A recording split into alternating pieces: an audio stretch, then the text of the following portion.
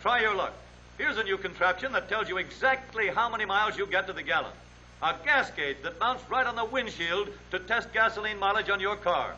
Over 4,000 Chevrolet dealers throughout the country have been equipped with this new device, which settles a lot of gasoline alley arguments about who gets the most miles on a gallon.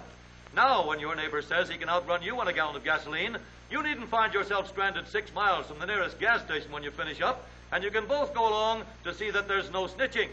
Motorists everywhere are trying this new game of checking gasoline mileage. And besides settling a lot of arguments, they're taking all the guesswork out of gasoline economy. My name is Zeneke. I'm currently on strike with Conn-Selmer. I'm just a basic rank and file person. No special duties in there. But lately I've been getting more active. I'm trying to get working with some fellow strikers of mine to get media attention and let the story be told. So what is the story? I mean, what was the reason you guys went out? The reason we went out was we got hit with some pretty hard concessionary contract. It was bad in every regard. I think we kind of feel they almost want us to turn it down and go on a strike. But I try to say the most important thing is that it wasn't clear on the contract language whether or not we could get the replacement workers out when it'd be totally a closed shop.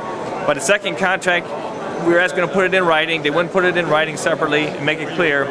We didn't have lawyers to read the contract very well, and we didn't trust it, so we turned it down. And by the third contract, they pretty much said they wanted the replacement workers.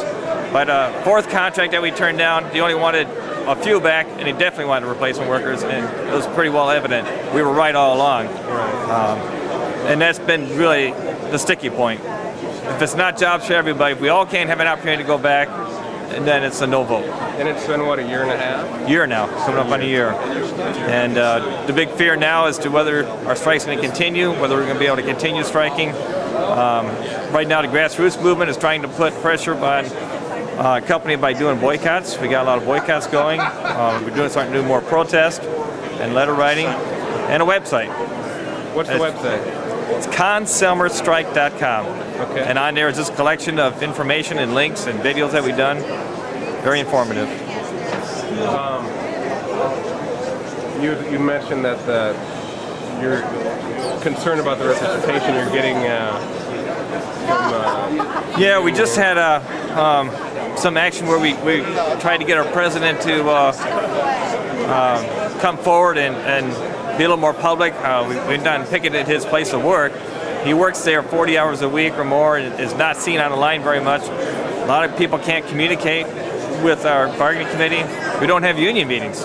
Very rarely. We had one recently in a long time. There was a lot of questions.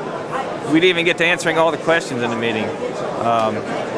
We just we don't have a strike committee. We don't have any action going, and we're frustrated. We sit on the line, we do nothing, but we want to, after being 1 year, it's time to get some action going, and it's time to get our bargaining committee involved in some activity. Just tell us briefly, that's a pretty, I mean, the product that comes out of that plant is historically held in great regard, isn't it? The product that comes out of that plant is a box Stradivarius horn. It's a legend. It was given to us by Vince Bach himself, came to Elkhart, helped us get going. And in fact, there's a union member here right now sitting over drinking coffee who met Mr. Vincent Bach and was in the factory for a while. He wanted that horn done a particular way. Now the company's come out with a true Bach. They're talking about going back to the original way.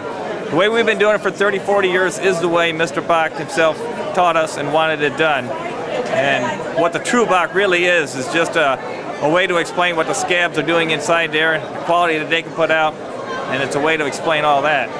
But the legend, the Bach legend, is dying.